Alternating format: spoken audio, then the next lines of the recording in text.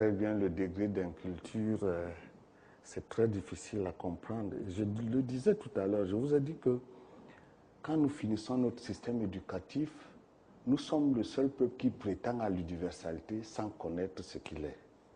C'est le seul système éducatif qui est la cause. Parce que, voyez-vous, quand nous finissons l'école, nous avons intériorisé comme légitime l'identité de l'autre. D'ailleurs, je peux vous dire que nous le voyons comme le maître encore, même en son absence. Et comme nous interprétons le réel par rapport à ces schèmes de pensée, brusquement nous nous disqualifions. Le drame actuel de l'Afrique vient de ce que l'élite est perdue quand elle a fini l'école. Le monde arabe, le monde asiatique ne fait que sa culture.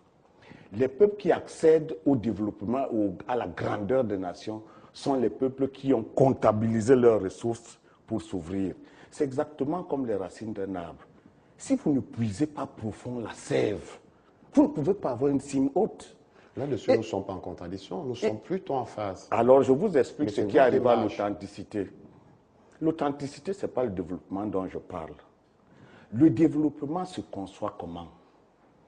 Eh bien, on prend les théories. C'est pour ça qu'il nous faut une théorie du droit, une théorie de l'économie, une théorie politique, etc. Ce sont les théories qu'on met dans le système éducatif.